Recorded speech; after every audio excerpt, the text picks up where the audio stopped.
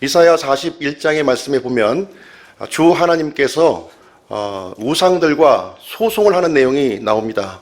과연 이 세상에 참신이 누구냐, 참 하나님이 누구냐 이제 소송을 하시면서 이사야서 44장 6절로 8절의 말씀에 보면 내가 옛적에 세운 이 백성에 대해서 차례대로 과거의 일과 현재 일과 미래의 일을 밝히 알리겠다 이렇게 말씀하시면서 이제 앞으로 그 일이 성취되는 것을 보면 너희들이 참 하나님이 누구인지 알게 될 것이다 이렇게 말씀을 하고 있습니다.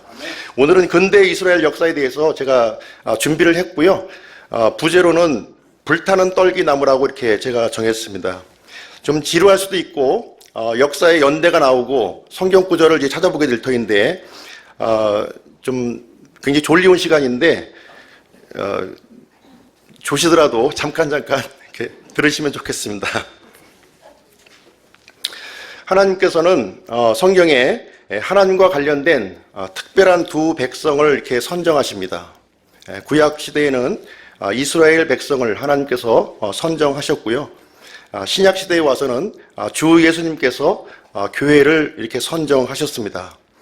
출애굽기 19장 5절에 보면 이스라엘 백성들을 특별한 보물이다 이렇게 말씀하고 있습니다.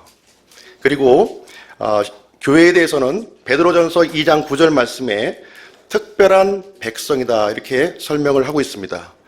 이스라엘과 교회는 하나님 앞에서 특별한 백성이요 특별한 보물이다 이렇게 말씀을 하고 있습니다.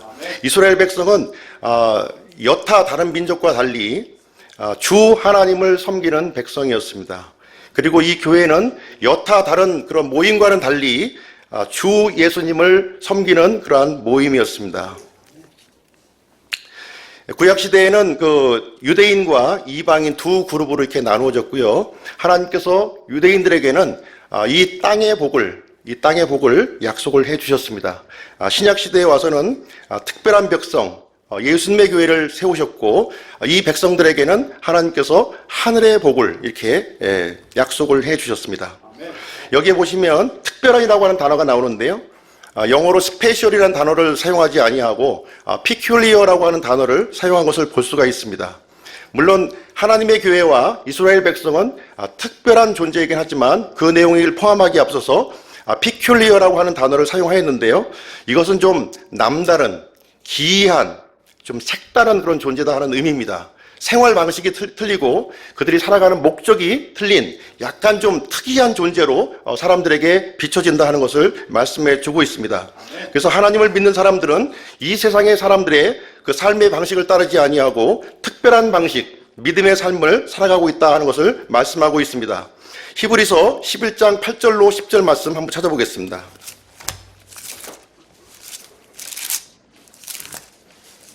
히브리서 11장 8절로 10절.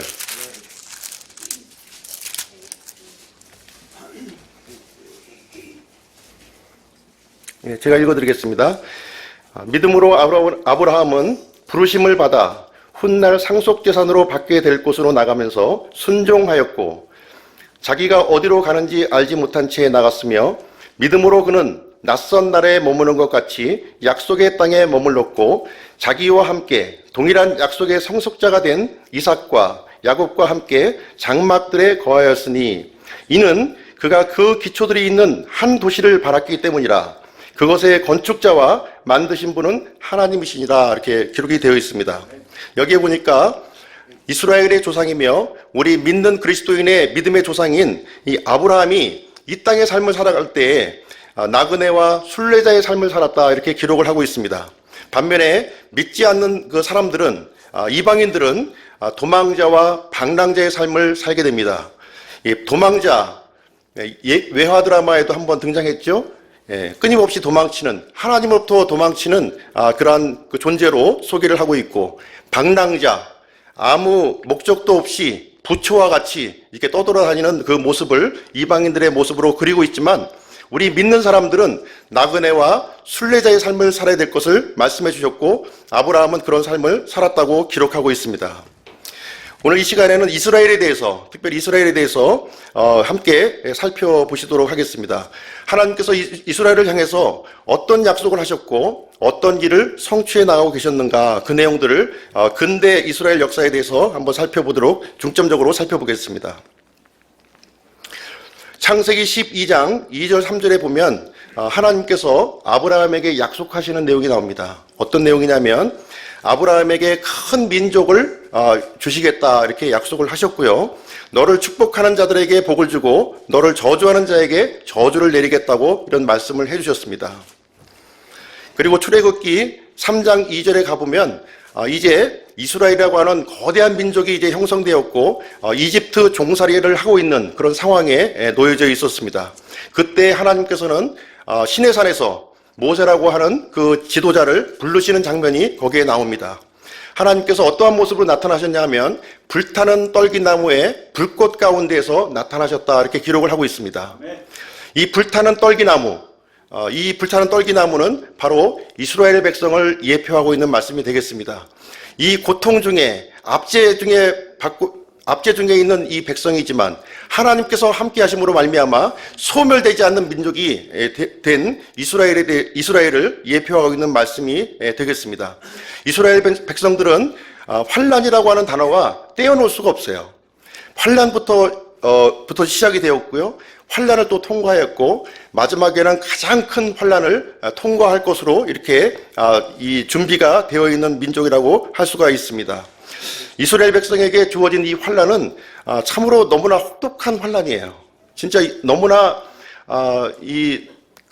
가혹할 정도로 아주 힘든 환란을 이렇게 통과하고 있는 모습을 우리는 볼 수가 있습니다.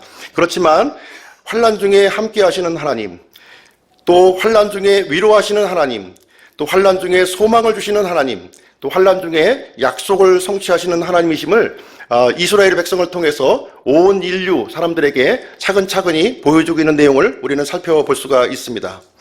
하나님께서 이스라엘에게 많은 것을 약속해 주셨어요. 그 중에 귀한 것이 뭐냐면 바로 하나님의 말씀을 기록하고 보존하는 약속을 주셨습니다. 그리고 두 번째는 우리의 구원자 메시아 그리스도를 이스라엘 백성을 통해서 우리에게 주시겠다고 하는 그 약속을 또 주셨습니다. 그리고 아브라함을 통해서 이 팔레스타인 땅을 약속을 해주셨는데 굉장히 광활한 지역을 약속을 해주셨습니다. 이집트 강부터 남쪽으로는 이집트 강부터 북쪽으로는 유프라테스 강까지 이루는 그 광대한 땅을 하나님께서 영원토록 이스라엘 백성에게 주시겠다 이렇게 약속을 해 주셨습니다.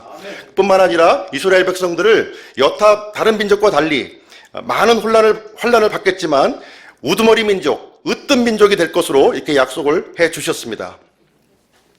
그리고 하나님께서는 인류 역사를 이스라엘 중심으로 이렇게 이끌고 가시는데요. 이스라엘이 인류 역사를 끌고 가는 중심축이다 이렇게 보시면 되겠는데요. 이 마귀는 이 사실을 이제 그대로 간과하지 않겠죠. 예. 마귀의 공격 목표는 바로 이스라엘이 공격 목표가 되겠습니다. 강력한 힘으로 이스라엘을 파괴하고 위협하고 고통 중에 잡아넣게 되는 일이 발생하게 됩니다. 그러나 하나님께서는 이런 고통 중에서도 하나님의 뜻과 약속을 성취하는 도구로서 이스라엘을 사용하시는 모습을 우리는 발견할 수가 있습니다. 하나님께서는 이스라엘을 향하여 많은 예언의 말씀을 미리 말씀을 해주셨습니다. 하나님께서는 아브라함에게 미리 말씀을 해주셨는데 아브라함의 자손이 낯선 땅에 가서 400년 동안 종살이 할 것을 미리 말씀해 주셨어요. 이삭도 아직 태어나지 않았는데, 민족도 아직 이루어지지 않았는데 앞으로 아브라함의 자손이 400년 동안 낯선 땅에서 종살이를 하게 될 것을 미리 말씀을 해 주셨습니다. 그리고 에레미야 1장 14절 16절 말씀을 보니까 이스라엘의 왕정 시대 때에 하나님께서 이 바벨론이라고 하는 국가를 이용해서 이 이스라엘을 침공할 것을 미리 말씀을 해 주셨습니다. 뿐만 아니라 그 포로 기간이 70년이 될 것을 또 미리 말씀해 주셨어요. 에레미야 25장에 보시면 그 포로 기간이 70년이 될 것이다 우리에게 말씀해 주셨고, 뿐만 아니라 다시 포로로 가서 다시 귀환할 텐데 가나안 땅으로 다시 돌아올 것이다 이렇게 미리 말씀해 주셨습니다. 또 신명기 말씀에 보면은 굉장히 의미심장한 말씀이 있는데 그 내용을 한번 살펴보시도록 하겠습니다. 신명기 28장입니다.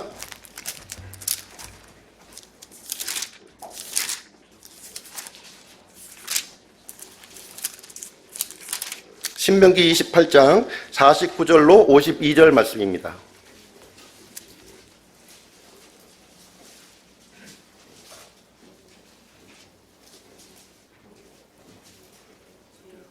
(49절로 52절) 주께서 멀리 땅끝에서 한 민족을 데려오사 빨리 나는 독수리같이 너를 치게 하시리니 이 민족은 내가 그 언어를 깨닫지 못하는 민족이요 용모가 흉악한 민족이니라. 그들이 노인들을 중히 여기지 아니하고 어린 것들에게 호의를 베풀지 아니하리라. 그가 내 가축의 열매와 내 땅의 열매를 먹어 마침내 너를 멸하고 또 너를 위하여 곡식이나 포도즙이나 기름이나 내 암소의 번식이나 내 양떼들을 남기지 아니하고 마침내 너를 멸하리라.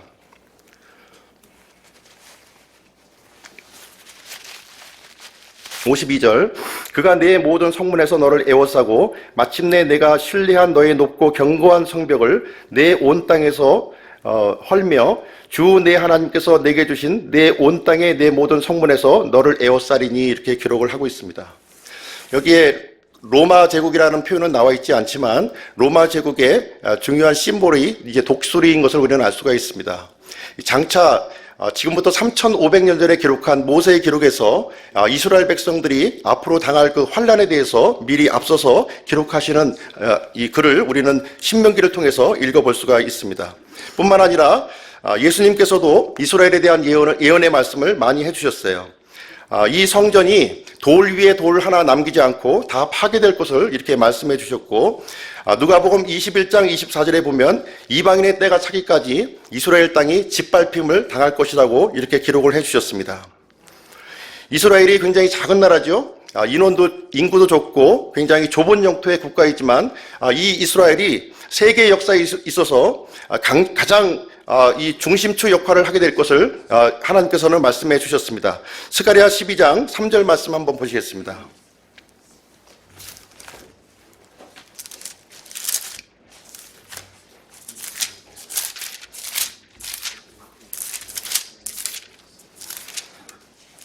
스가랴서 12장 3절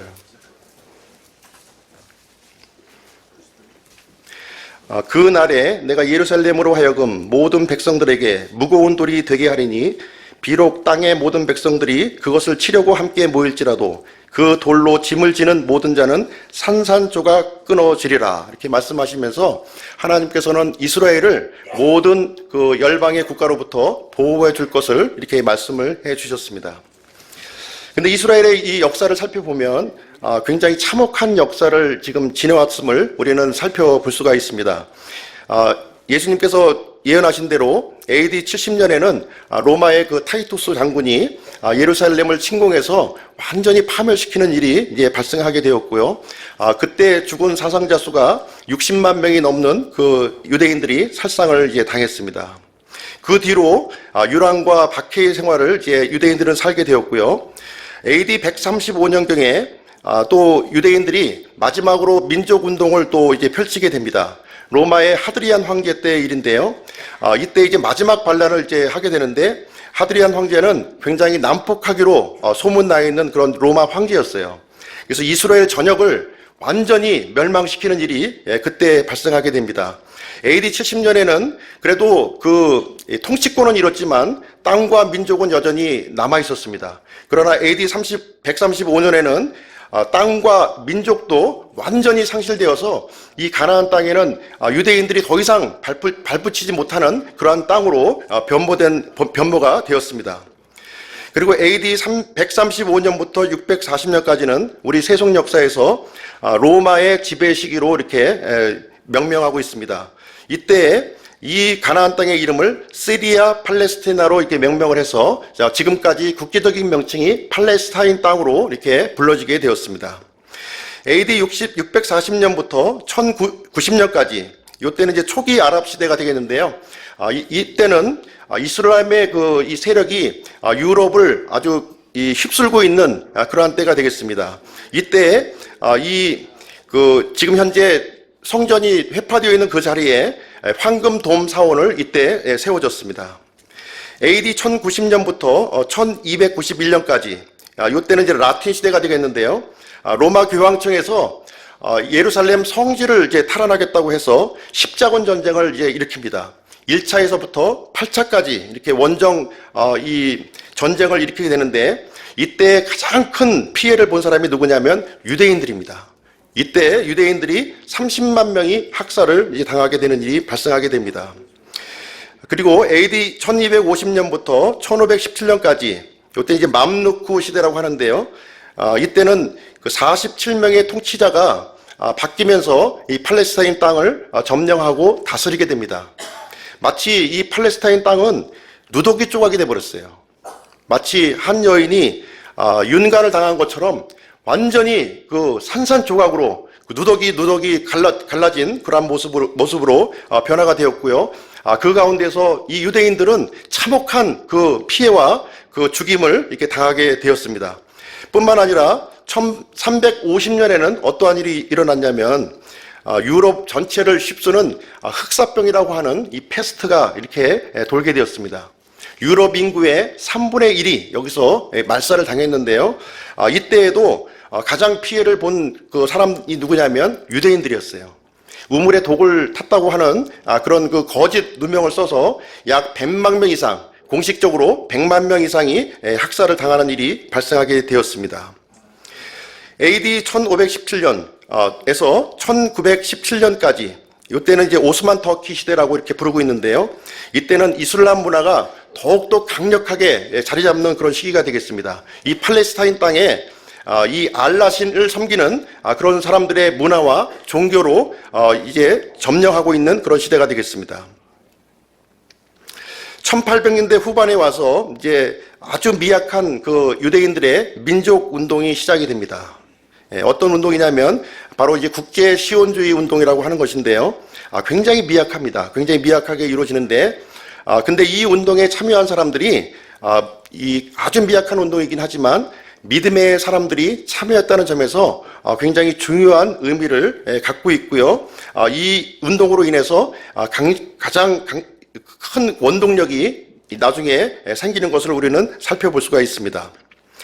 1차 대전이 끝나고 1917년부터 1948년까지는 영국이 이제 전쟁에서 승리를 했기 때문에 이 팔레스타인 땅을 위임 통치를 하는 그런 기간이 되겠습니다. 이상이 이제 이스라엘의 그 일반 세속 역사를 제가 말씀을 드렸고요. 어쨌든 2000년 동안 이스라엘 백성들은 나라를 잃고 이게 방황을 하면서 이 주변 국가, 주변 사람으로부터 엄청난 박해와 이런 그 따돌림, 또 이 환란을 이렇게 당하였습니다. 과연 이 나라가 하나님의 말씀대로 새로운 국가를 과연 세우는 것이 가능할 수 있는 일인가 하는 그런 생각을 우리는 가져보게 됩니다. 누가 보아도 이제 불가능한 일이었고요. 누가 보아도 이 이스라엘 민족들은 멸망한 국가에 이제 불과한 일이었습니다. 이스라엘의 회복에 대해서 한번 말씀을 드리도록 하겠습니다. 이사야서 11장 11절, 12절 말씀을 보시겠습니다.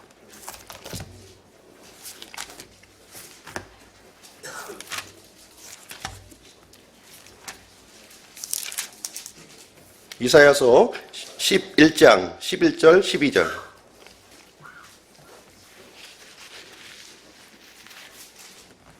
제가 읽어드리겠습니다.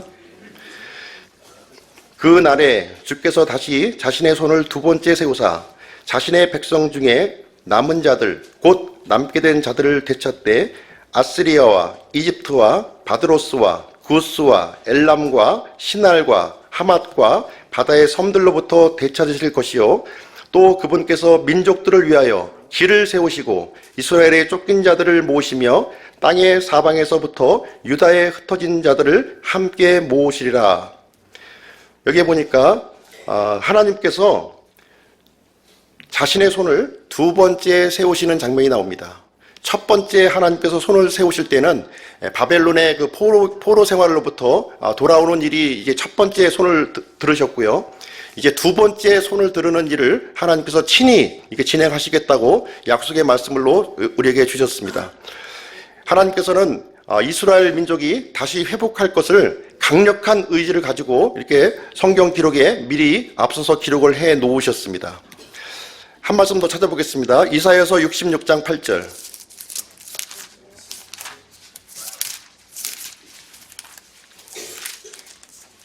이사야서 66장 8절.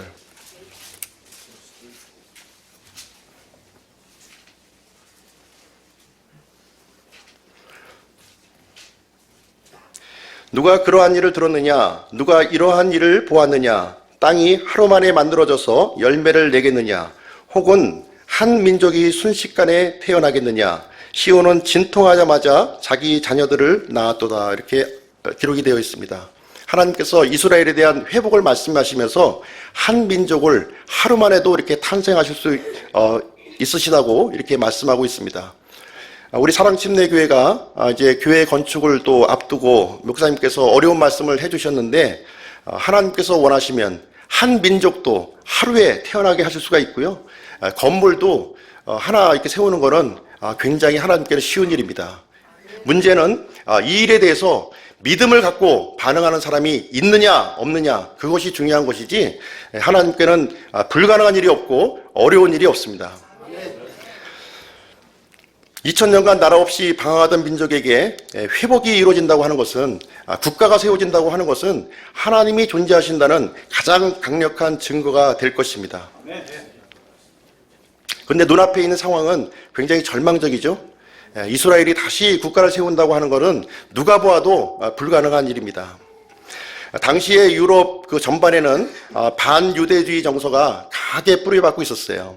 이스라엘은 나라를 잃고 유럽 전역을 이렇게 집시와 같이, 방랑자와 나그네와 같이 이렇게 흩어져서 거기가 자기의 고향인 것처럼, 자기의 터전인 것처럼 1000년 이상을 살아온 겁니다. 그런 상황에서 다시 하나님이 약속하신 그 땅 팔레스타인으로 돌아간다는 것은 대단히 불가능한 일입니다. 그럼에도 불구하고 유럽 전역에는 반유대주의 정서가 아주 깊게 자리 잡고 있었습니다. 왜 그러냐면 유대인들은 이 돈을 탐하는 사람들이다 하는 이 지적을 받았습니다. 왜 그러냐면 나라 없이 이렇게 방황하다 보니까 이스라엘 사람들에게 가장 절실한 것은 돈이었어요. 돈을 벌려고 이렇게 무던히 애를 쓰다 보니까 주변 사람부터는 돈을 너무 밝히는 그런 사람이다, 이런 이 지적을 이제 받게 되었고요. 그리고 이스라엘 사람들은 종교적인 이질감 때문에 주변으로부터 질타를 받았습니다. 유대인들은 율법을 고수하고 안식일을 지키고 또 공동체를 이루고 또 결혼을 하더라도 유대인들끼리만 이렇게 결혼하고 이러다 보니까 주변 사람들과 동화가 되지 아니하고 이렇게 이 따돌림 받는, 지탄 받는 그러한 대상이 되었습니다. 특별히 기독교인들에게는 이 유대인들은 구세주를 살해한 민족이다 하는 이런 누명이 아니라 이런 지적을 받게 되어서 기독교인들로부터도 이렇게 따돌림을 받게 되었습니다. 이런 상황에서 한 가지 조그마한 사건이 하나 발생이 이제 발발하게 되는데요. 그것은 뭐냐면은 이제 국가 기밀 유출 사건입니다. 이제 프랑스에서 일어났던 일인데, 프랑스의 그 드레푸스라고 하는 이제 정보 장교가 있었어요. 이제 육군 대위 출신인데, 국가의 기밀을 이제 다루는 아주 중요한 직무를 다루는 이 드레푸스 대위가 있었는데, 이 사람은 이제 프랑스에서 계속 그 조상대대로 살아왔고 프랑스인으로 살아왔습니다. 그러나 유태인이라는 이유로 국가 기밀 유출 사건을 국가 기밀 유출이라고 하는 그 죄목으로 종신형을 받게 됩니다. 종신형을 받게 되고 약 12년간 복역을 하면서 이제 진범이 이제 잡히게 돼요. 그러면서 이제 무죄로 이제 풀려나는 일이 이제 발생하게 되었는데, 이 사실을 이 유심하게 지켜보던 한 언론인이 있었습니다. 이게 누구냐면 데오드로 헤르젤이라고 하는 사람이었어요. 오스트리아 신문 기자였는데 이 억울하게 유대인이라는 이유로 억울한 죄명을 가지고 이렇게 옥살이를 하게 된 것을 유심하게 살펴보면서 우리 유대인들은 이 나라 없는 서름을 빨리 탈피해야 되겠다, 그런 생각을 이제 갖게 됩니다. 그러면서 이 신문 기자는 이것을 이제 그 신문에 기고를 하게 되고요. 조그만 그 책자를 하나 발간합니다. 유대국가 건설이라고 하는 책자를 이제 발간하게 되는데, 하면서 이 책을 각국의 언어로 번역 배포하고 그 유럽 곳곳에 흩어져 있는 유대인 지도자들에게 이 책자를 배포를 하기 시작합니다. 그러면서 유럽 전역을 돌면서 이제 순회 강연을 이제 진행합니다. 그러면서 이제 우리에게는 유럽 땅이 우리 땅이 아니라 우리가 가야 할 땅이 있다. 하나님께서 약속해 주신 땅이 있고 우리가 돌아가야 할 팔레스타인 땅이 있다 하면서 순회 강연을 진행하게 됩니다. 그러면서 팔레스타인 땅으로 돌아가는 이민 운동을 데오도르 헤르젤이 이제 진행을 하게 되면서 팔레스타인 이주가 그때부터 조금씩 이주가 시작됩니다. 처음에 이주한 사람들은 어떤 사람이었냐면 좀 힘없고 약한 사람들이 이주를 했어요. 힘없고 약한 사람들이 유럽에서 이렇게 살기 힘든 사람들이 이왕 그렇다면 내가 조상 땅에 가서 묻혀서 죽자 하는 그런 마음을 가지고 팔레스타인 땅으로 이주하는 일이 그때부터 조금씩 이루어지게 되었습니다. 이 데오도르 헤르젤은 굉장히 중요한 사람인데요. 국제 시온주의 운동 본부를 이제 창시한 사람입니다. 이 사람이 시온주의 운동이 이 사람으로부터 이제 시작이 이제 되는데, 시온주의 운동은 뭐냐면 팔레스타인 지역을 이스라엘의 땅으로 회복시키려는 운동으로 이제 시작이 됩니다. 이제 불가능한 일이죠. 이런 상황에서 1914년에 세계 1차 대전이 이제 발발합니다. 세계 1차 대전. 그 영국과 이제 독일이 이제 전쟁을 이제 하게 되는데, 처음에는 이제 영국이 굉장히 전세가 기울어져서 전쟁이 굉장히 힘들게 돼요. 이때 가장 전쟁의 승리를 이끌 수 있도록 도움을 준 그 사람들이 있는데, 바로 유대인들이 아주 중요한 도움을 이때 주게 됩니다. 믿음으로 이제 반응하는 그 사람들인데요. 하임 바이츠만이라고 하는 사람이 있습니다. 하임 바이츠만. 이 사람은 그 맨체스터 대학 교수이고 화학자입니다. 이 사람이 그 무연화약의 제조 원료가 되는 아세톤을 이렇게 만들게 됩니다. 그래서 이것을 영국 정부에 이렇게 제공함으로 인해서 이 영국이 전쟁에 승리할 수 있는 그 원천을 이렇게 제공합니다. 그리고 또 한 사람은 누구냐면 로스차일드라고 하는 사람입니다. 로스차일드는 세계에서 그 제일 이제 제일 부자죠. 제일 부자인데, 이 사람이 영국 정부에 자금과 무기를 공급을 하게 됩니다. 그러면서 영국은 독일로부터 승리하는 그 전승의 발판을 이제 삼게 되는데요. 이때 이제 영국의 외무장관 제임스 발포어가 하나의 선언문을 이제 발표를 합니다. 어떤 선언문이었냐면, 영국 정부는 위임 통치 중인 팔레스타인의 유대인의 민족적 영토 수립을 지지하며 이를 위해 최선의 노력을 다하겠다, 이러면서 외교 문서를 이렇게 발표를 하게 돼요. 그렇게 되면서 이스라엘이 국가를 설립할 수 있는 공식적인 국제적인 명분을 여기서 얻게 됩니다. 그리고 이어서 또 이제 1939년에 세계 2차 대전이 또 이제 발발하게 되는데요. 독일이 이제 폴란드를 침공하면서 2차 대전이 이제 발발합니다. 이때 약 한 2천만 명 이상이 죽는 엄청나게 큰 전쟁이었는데, 이때 또 이스라엘은 아주 심각한 또 그 환란을 또 통과하게 돼요. 이 홀로코스트라고 해서 유대인 대학살 사건이 여기서 발생하게 됩니다. 히틀러라고 하는 악명 높은 독재자가 600만 명 이상의 유대인들을 이제 학살하게 되는데, 당시에 그 유럽에 거주하는 유대인들이 한 1100만 명 정도 됐는데 거의 70%가 인종 청소라는 이름으로 이 유대인들이 학살당하는 그러한 일이 이제 발생하게 됩니다. 이런 상황에서 유대인들은 이제 남아있는 인원이 300만 명밖에 없어요. 300만 명. 이제 300만 명 가지고 국가를 세울래도 세울 수가 없고, 이제 아주 참담한 상황에 이렇게 놓이게 되었습니다. 가장 그 어두운 시간이 바로 동트기 전에 새벽 시간이 가장 어두운 시간입니다. 이 어두운 시간에 뜻밖의 그 결정이 순식간에 이루어지는 그런 사건이 이제 발생하게 됩니다. 이스라엘이 2차 대전 동안에 홀로코스트라고 하는 그런 그 대학살 사건을 거치면서 이것이 이제 국제적인 여론으로 이렇게 보급이 되고 이 국제 여론이 이스라엘 사람들을 도와줘야겠다. 이스라엘 사람들에 대한 동정 여론이 이렇게 급속도로 이렇게 번지게 됩니다. 그러면서 1947년 11월 29일 뜻밖의 결정이 이루어지게 됩니다. 유엔 결의를 이제 진행하게 되는데요. 이스라엘을 독립국가로 승인하자고 하는 안건이 유엔에 이제 상정하게 됩니다. 이때 약 한 50개국 정도가 이제 참석을 했는데 33대 13이라는 그 숫자로 이스라엘을 자치 독립국가로 이렇게 세워도 좋다는 그 승인이 유엔으로부터 이제 나오게 됩니다. 기쁨과 이제 환호성이 터졌죠. 이게 이스라엘의 그 국가가 이제 탄생하는 그 놀라운 순간이 이제 발생을 했습니다.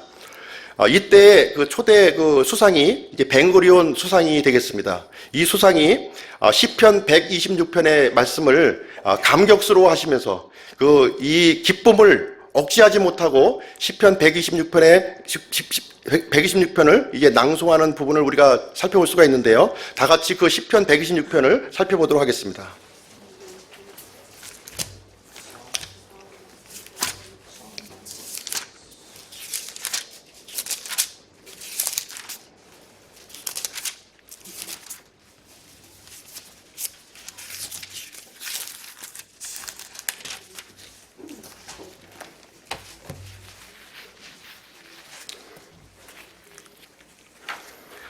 제가 읽어드리겠습니다.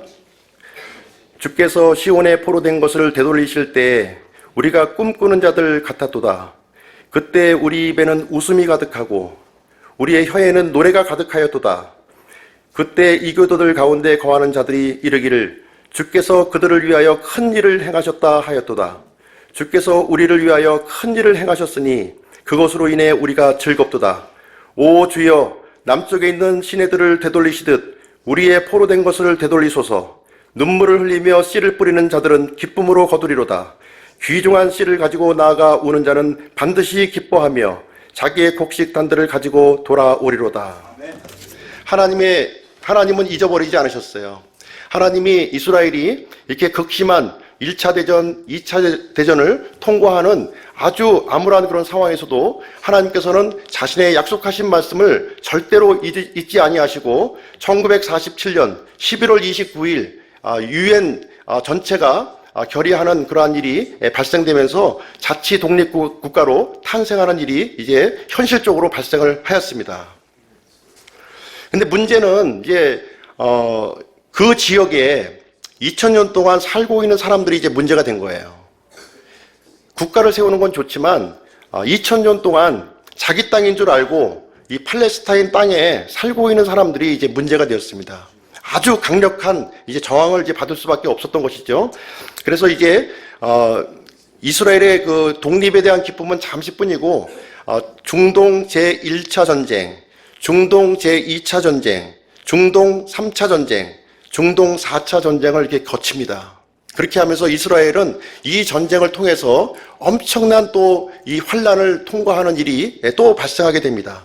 그나마 남지 않은 인원도 얼마 안 되는데 이 중동 전쟁을 통해서 엄청나게 많은 사람들이 또 죽임을 당하고 이런 일이 발생을 했습니다. 그럼에도 불구하고 하나님께서는 이 불타는 떨기나무 가운데 이 떨기나무가 소멸되지 않도록 하나님께서 뒤에서 이렇게 지키시는 모습을 우리는 그 전쟁을 통해서 우리는 살펴볼 수가 있습니다. 특별히 3차 중동 전쟁은 6.1 전쟁으로 이제 대단히 이제 우리에게 알려져 있는데요. 1차 중동 전쟁이 1948년에 이루어졌고 3차 중동 전쟁은 1967년에 이루어졌습니다. 약 20년의 그 세월이 흘러가면서 이 아랍인들은 이스라엘에 대해서 이를 바득바득 갈았어요. 이를 바득바득 갈아가지고 이 이스라엘 사람들을 인원도 몇 명 안 됐고 한 60여만 명 정도밖에 안 되었기 때문에 이 사람들을 이 지중해 바다에 다 쳐넣겠다고 호언을 장담을 하면서 이 소련제 그 무기로 중무장을 했습니다. 이스라엘 주변에 있는 국가들이 강력한 국가들이에요. 이집트, 요르단, 시리아, 굉장히 강력한 국가들이 이제 포진되어 있습니다. 그 국가들이 최신의 무기로 이제 장착을 해서 한번 그 본때를 한번 보여주기로 작정을 했습니다. 이 사실을 이스라엘은 이제 미리 정보를 입수하고 먼저 선제 공격을 이제 감행을 하게 됩니다. 선제 공격을 감행하게 되는데 전투력으로 보면 상대가 되지 않죠. 아랍의 인원과 이스라엘의 전력은 상대가 되지 않을 정도로 이 아랍이 굉장히 우세합니다. 그런데 이스라엘이 공군력을 가지고 먼저 선제 공격을 합니다. 이스라엘 비행기 약 한 200대가 이제 출격을 하는데요.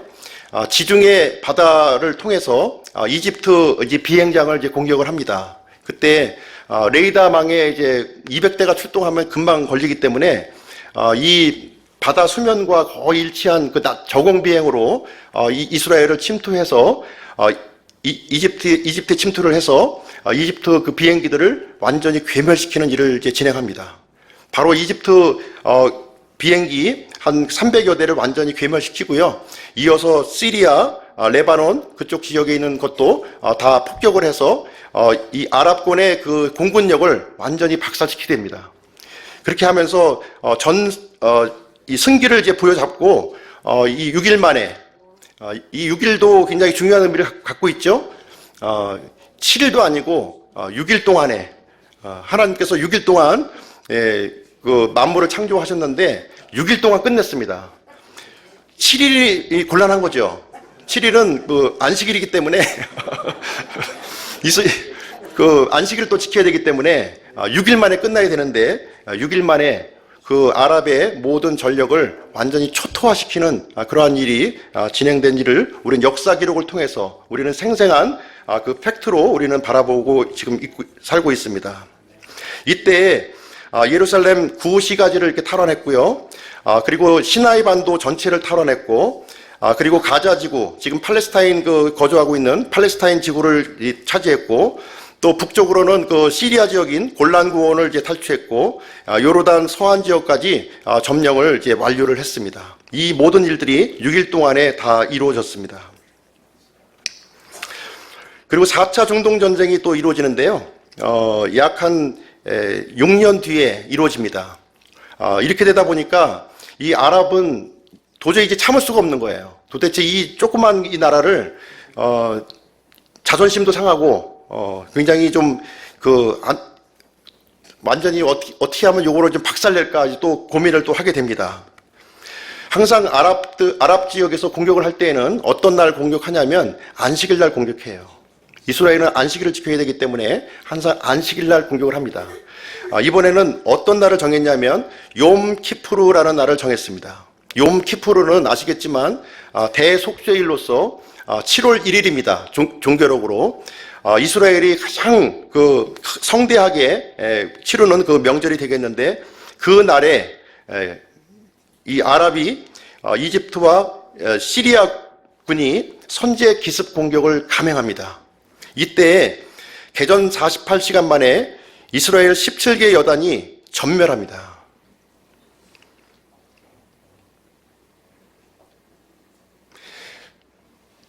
이 사실을 안 미국이 이스라엘은 이제 풍전등화예요. 완전히 이제 뭐 국가의 존립이 이제 망쳐지는 그런 상황이었는데 이때 이제 미국이 이 소식을 듣고 전쟁에 참전을 해서 극적으로 반격을 해서 다시 승리로 이끄는 그러한 전쟁이 되겠습니다. 하나님께서는 이 꺼져가는 이스라엘, 참 그 위기의 순간이 한 번, 두 번도 아닌데 그때마다 하나님께서는 이스라엘을 보호하고 이제 계시는 모습을 우리는 살펴볼 수가 있습니다. 스가랴서 12장 8절 9절 말씀 한번 보시겠습니다. 스가랴서 12장 8절 9절.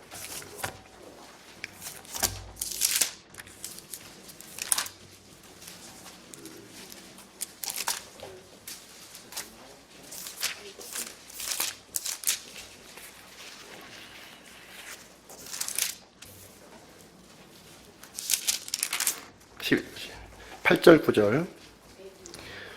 그 날에 주가 예루살렘 거주민들을 보호하리니 그들 가운데 연약한 자가 그날에는 다윗 같고 다윗의 집은 하나님 같으며 또 그들 앞에 있는 주의 천사 같으리라.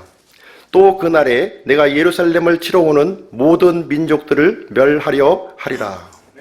하나님께서 이스라엘 뒤편에서 강력하게 보호하시는 모습을 우리는 살펴볼 수가 있습니다. 이스라엘은 굉장히 중요한 지역이에요. 정치적으로도 중요한 지역이고, 종교적으로도 중요한 지역이고, 군사적으로도 중요한 지역이고, 지리적으로도 요충지에 해당이 됩니다. 이스라엘 혼자만의 힘으로도 지키기가 불가능한 지역입니다. 이 일에 대해서 국제적인 정세가 움직여지고 미국이 움직여지고 하면서 이스라엘이 지금까지 보호되고 있는 모습을 우리는 살펴볼 수가 있습니다. 결론을 내리도록 하겠습니다. 하나님의 계획은 양면성을 가지고 이렇게 진행합니다. 누가복음 21장 24절에 보면 이 이스라엘 땅을 이방인들에게 의해서 짓밟힘을 받을 것이다 이렇게 말씀을 해주셨어요. 로마서 11장 25절에 보면 사도 바울이 이방에 충만한 때까지 이스라엘이 눈멀게 된다 이렇게 말씀을 해주셨습니다. 하나님께서는 이스라엘을 환난 중에 내어주셨습니다. 오랜 기간 동안 2000년 동안 환난 중에 내어주셨어요. 그 환난을 내어주신 그 이유는 바로 이방인들에게 구원의 문을 열어주시기 위해서 환난을 주신 것입니다. 이스라엘이 나빠서 그런 게 아니라 이스라엘에게 이 짓밟힘이 이루어지지만 반면에 다른 한쪽으로는 이방인들에게 구원의 문을 활짝 여시기 위해서 그런 일을 허용하셨다고 하는 사실을 우리는 알 수가 있습니다. 하나님께서는 한쪽 문을 닫으시면 다른 한쪽 문을 이렇게 열어놓으십니다. 예수님이 사람들에 의해서 십자가 처형을 받으셨습니다. 반면에 하나님께서는 그 일로 인해서 모든 인류가 예수님이 죄의 헌물로 드려지도록 이렇게 하셨습니다. 이렇듯 하나님께서는 양면성을 가지고 하나님의 계획을 수행하시는 모습을 우리는 살펴볼 수가 있습니다. 두 번째는 하나님의 도구로 쓰임을 받게 되면 이스라엘은 하나님의 약속의 성취의 도구로 쓰임을 받았습니다. 이 하나님의 도구로 쓰임을 받게 되면 반드시 겪어야 되는 것이 바로 환난이다 하는 것입니다. 만약에 우리가 하나님의 일을 하고자 한다면, 하나님의 뜻을 성취하고자 한다면 반드시 겪어야 될 것이 있는데 바로 그것은 이스라엘이 겪었듯이 우리는 환난을 겪을 수밖에 없다 하는 것입니다. 왜 그러냐면 하나님의 도구에 대해서는 마귀가 강력하게 도전을 하고 있기 때문에 그러합니다. 세 번째는 예수님께서 이 마지막 때의 비유를 무화과 나무에 이렇게 비유를 해주셨습니다. 무화과 나무가 연한 잎을 내게 되면 여름이 가까운 줄 알라 이렇게 말씀을 해주셨는데요. 예수님이 가까이 오신 것을 이렇게 인식을 해야 된다 이렇게 말씀을 해주셨습니다. 우리는 이스라엘의 이 독립이라고 하는 이 현실을 바라보고서 우리는 예수님이 다시 오실 재림의 때가 임박해 있구나 그 사실을 명백하게 인식을 해야 될 것입니다. 네 번째는 우리가 시대를 잘 분별할 수 있어야 돼요. 시대를. 예루살렘은 평화의 도시라는 뜻입니다. 평화의 도시. 예루살렘은 평화의 도시에는 걸맞지 않게 역사적으로 살펴보면 끊임없이 짓밟힘을 당하고 공격을 받고 파괴되는 일이 반복적으로 일어났습니다. 언제 이 예루살렘에 평화가 도래할 것인가? 우리는 이제 하나님의 이 대언의 말씀을 통해서 그 사실을 분명하게 알고 있습니다. 우리 교회 시대가 있는 동안에는 이스라엘에 절대로 평화는 오지 않는다. 평화가 오는 그 시점이 있는데 바로 예수님이 감람산에 오실 때 그때서야 비로소 예루살렘에 평화가 우리에게 올 것입니다. 잠깐 그 평화를 가장한 사람이 올 텐데요. 대환란기 때에 적그리스도가 평화를 가장해서 이 예루살렘에게 평화를 주겠다고 이렇게 주장을 할 것입니다. 그러나 진정한 평화는 예수님의 지상재림을 통해서 이루어질 것이다 이렇게 말씀해주고 있고요. 이스라엘은 앞으로 끊임없이 앞으로 환란을 통과할 것이며 마지막 때에는 야곱의 대환란을 통과해야 될 그런 운명을 갖고 있는 것입니다. 우리 그리스도인들은 이런 거짓된 그런 것에 대해서 우리는 분명한 인식을 가져야 될 필요가 있고요. 예수님이 오시는 그 재림의 날을 준비하는 삶을 살아야 할 줄로 생각합니다. 마지막으로 한 구절 더 읽고 제 말씀 마치도록 하겠습니다. 베드로전서 5장 8절 9절. 베드로전서 5장 8절 9절.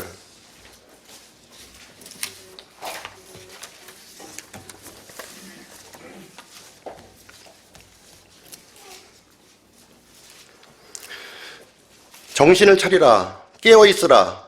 너의 대적 마귀가 울부짖는 사자같이 두루다니며 삼킬 자를 찾나니 믿음에 굳게 서서 그를 대적하라. 세상에 있는 너희 형제들도 동일한 고난을 겪는 줄 너희가 아느니라. 우리 믿는 자에게 주어지는 고난을 이렇게 굳건히 이렇게 감내하시고 소망을 더욱더 견고히 하는 우리 믿는 사람들이 되었으면 좋겠습니다. 제가 기도하고 마치겠습니다.